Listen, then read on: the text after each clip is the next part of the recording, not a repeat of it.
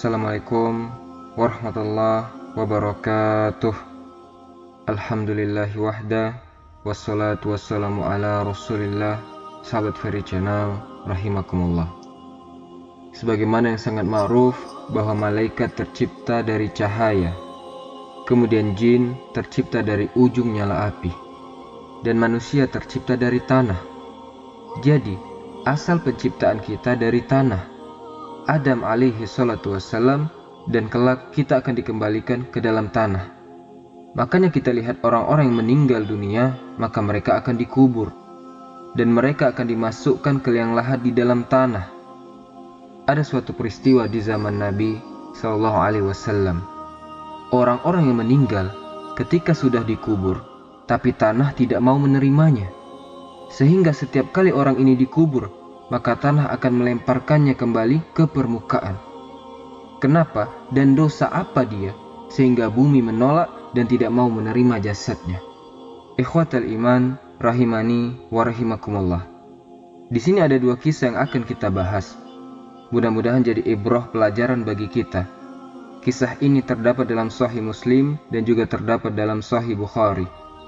An Anas ibni Malikin qala, kana minna rajulun min bani Najar qad qara al-Baqarata wal Imran wa kana yaktubu li Rasulillah sallallahu alaihi wasallam.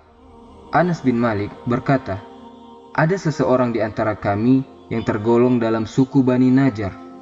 Dulunya seorang Nasrani, kemudian mu'alaf dan masuk Islam. Kemudian dia menghafal dua surah yang luar biasa, Al-Baqarah dan juga Ali Imran. Kemudian, tidak hanya itu saja, karena dia pandai membaca dan menulis, maka dia pun menjadi sekretaris Nabi sallallahu alaihi wasallam dan mencatat wahyu. Entah mengapa tiba-tiba kemudian dia berbalik agama, kembali kepada agama semula, murtad. Dia pun menjadi Nasrani dan melakukan pemberontakan kepada Nabi dan para sahabat Nabi sallallahu alaihi wasallam. Karena dia pernah menjadi orang penting, menulis wahyu bagi Nabi sallallahu alaihi wasallam, tentu dihormati oleh kawan-kawannya sesama ahli kitab. Maka ia pun diberikan kedudukan yang sangat penting, karena dia mengetahui rahasia Rasul dan juga para sahabatnya. Akhirnya Allah subhanahu wa ta'ala takdirkan orang ini mati. Dan Nabi SAW berdoa agar bumi menolak jasad ini, menolak jasadnya. Dan kita tahu doa Nabi SAW pasti mustajab. Apalagi dulunya dia seorang penulis wahyu. Kemudian dia berdusta bahwa Muhammad itu tidak tahu apa-apa. Ia itu tahu kecuali apa yang ia tulis saja. Dia tidak faham bahwa wahyu itu dihafal Rasul, Allah letakkan di dadanya Rasul. Tetapi dia mengaku di hadapan ahli kitab bahwa Muhammad la yadri ila ma katabtu. Dia tidak tahu apa-apa kecuali apa yang aku tulis saja. Dia berdusta atas nama Nabi SAW. Akhirnya Allah subhanahu wa ta'ala takdirkan dia pun meregang nyawa. Dia pun meninggal dunia. Maka teman-teman, sesama ahli kitab menguburkan jasadnya. Subhanallah, bumi menolak jasadnya. Setiap dikubur, jasadnya akan dilemparkan ke permukaan bumi. Setiap dikubur lagi, jasadnya dilempar ke permukaan bumi. Akhirnya sesama ahli kitab menyangka, mengira jangan-jangan, kata mereka, ini siasat Muhammad dan para sahabatnya. Kemudian sengaja mereka malam-malam menggali, kemudian mengambil jasadnya, diangkat ke atas untuk mereka kubur lagi. Akhirnya ketiga kalinya mereka menggali kuburan cukup dalam supaya jangan sampai ada satupun yang mampu menggalinya. Akhirnya kemudian dibuatlah lubang yang sangat dalam sekali. Kemudian dimasukkan jasad itu ke situ, kemudian mereka jaga tengah malam.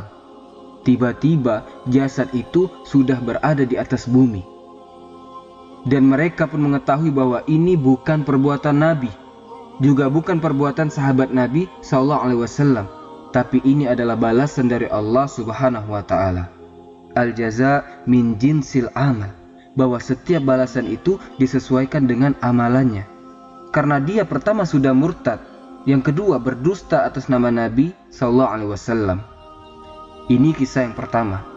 Ikhwatal iman, rahimani wa rahimakumullah. Kisah yang kedua, ketika Allah subhanahu wa ta'ala berfirman di dalam Al-Quranul Karim, di mana Allah subhanahu wa ta'ala mengatakan di dalam surah An-Nisa ayat 94, wahai orang-orang yang beriman, Apabila kamu pergi berperang di jalan Allah, maka telitilah, carilah keterangan, dan janganlah kamu mengatakan kepada orang-orang yang mengucapkan salam kepadamu, kamu bukan seorang mukmin, lalu kamu membunuhnya, dengan maksud mencari harta benda kehidupan dunia, padahal di sisi Allah ada harta yang jauh lebih banyak dibandingkan yang lainnya. Begitu juga keadaan kamu dahulu, lalu Allah Subhanahu wa Ta'ala memberikan nikmat kepadamu, dan Allah Subhanahu wa Ta'ala Maha mengetahui apa yang kalian lakukan. Ikhwatal iman rahimani wa rahimakumullah. Ayat ini ada kisahnya, dan Al-Imam Ahmad, Al-Imam Al-Baihaqi menyebutkan satu riwayat tentang asbabun nuzul ayat ini. Dari Abdullah ibn Abi Hadrat radhiyallahu an, dia mengatakan, suatu ketika kami diutus oleh Nabi SAW dalam bentuk sariyah. Sariyah itu pasukan yang mana Nabi tidak ikut, hanya sahabat saja. Ketika itu Rasul memerintahkan beberapa orang untuk meneliti jalan, karena Rasul akan menyerang Mekah pada waktu itu dalam Fathu Mekah. Jadi Rasul memerintah beberapa para sahabat untuk meneliti jalan dulu. Kelak kalau pasukan itu berangkat, maka sudah jelas jalannya. Akhirnya kemudian berangkatlah sariyah ini sampai kepada tempat namanya Idham. Maka keluarlah beberapa kelompok dari kaum muslimin. Di antaranya di situ ada Abu Qatadah, Al-Haris ibn Rib'i, kemudian ada Muhallim ibn Juzama, ibn Qais, dan yang lainnya. Di antara sariyah itu ada namanya Al-Muhallim Al-Laisi. Muhallim Al-Laisi ini ikut dalam pasukan sariyah. Kemudian di perjalanan, ketika sampai di kabilah Idham, tiba-tiba kemudian lewat kepada seorang sahabat namanya Amir Al-Asja'i radhiyallahu an yang sedang duduk-duduk menjaga kambingnya. Lah rupanya Muhallim Al-Laisi ini yang tergabung dalam pasukan sariyah yang tanpa dipimpin Rasul ada masalah pribadi dengan Amir Al-Asja'i radhiyallahu an.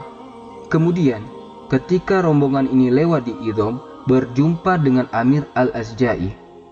Amir Al-Asja'i ini mengucapkan salam, Assalamualaikum. Tetapi Muhallim dan juga rombongan yang ikut sariyah itu tidak menjawab salamnya, karena tahu bahwa Muhallim Al-Laisi ini ada masalah dengan Amir Al-Asja'i radhiyallahu an.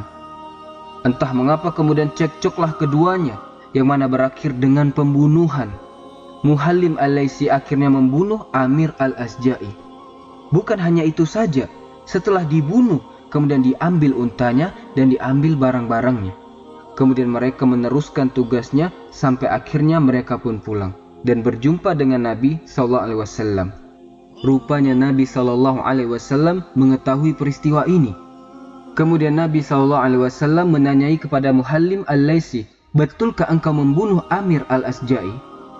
Maka dia mengatakan, iya Rasul, aku membunuhnya karena ini dan itu, banyak alasan. Tapi Nabi SAW tahu bahwa Amir Al-Asja'i dibunuh dengan cara zalim, sehingga Nabi SAW murka. Kemudian Nabi SAW sampai mengatakan, wallahi ma ghafarallahu lak, demi Allah, Allah tidak akan mengampuni dosamu.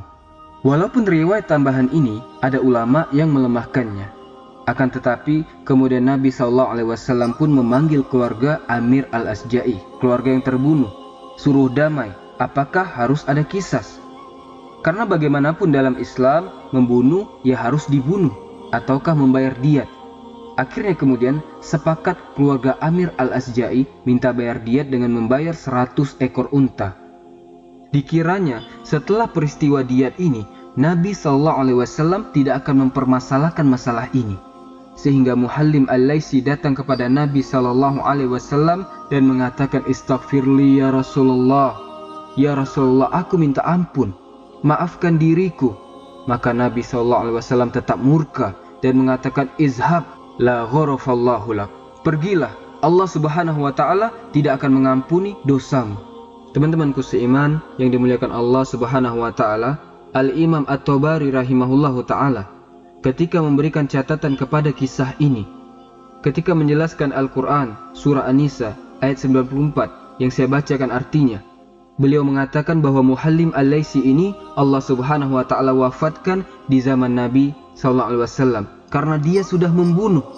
Allah Subhanahu wa Ta'ala hendak memberikan hukuman kepada dia, sehingga akhirnya ketika dia dikubur, tiba-tiba bumi melempar jasadnya kembali. dikubur lagi, ternyata jasadnya sudah ada di permukaan bumi, dan begitu seterusnya. Bumi menolaknya. Akhirnya terpaksa dia pun faulqiya baina jabalaini, dilempari di antara dua gunung, kemudian dilempari dengan batu, dan begitulah cara menguburkannya. Sampai-sampai Nabi SAW mengatakan, anal ardo la tadbal man huwa asyar minhu. Sesungguhnya bumi itu tidak menerima manusia yang jauh lebih buruk dibandingkan Muhallim al-Laisi ini. Walakinallaha arada an yuriyakum ahya fi qatlil mu'min.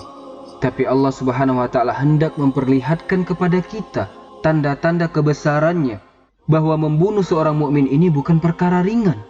Ini perkara besar. Sehingga Allah Subhanahu wa taala ingin memberikan pelajaran bagaimana bumi menolak jasadnya Muhallim al-Laisi ini. Karena dia telah membunuh seorang mukmin, Amir al-Asja'i radhiyallahu an.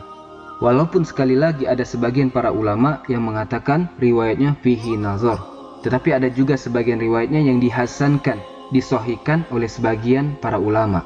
Ibrah yang bisa kita petik dari kisah ini, teman-teman, di sini ada 3 poin yang harus Anda hindari. Pertama, jangan sampai murtad. Lihat bagaimana kisah yang pertama, ia murtad. Yang kedua, jangan berdusta atas nama Nabi SAW, karena Nabi SAW mengatakan, man kadzaba alayya muta'ammidan falyatabawwa maq'adahu minnar. Barang siapa yang sengaja seseorang berdusta atas nama Nabi SAW, silahkan tempat duduknya di neraka.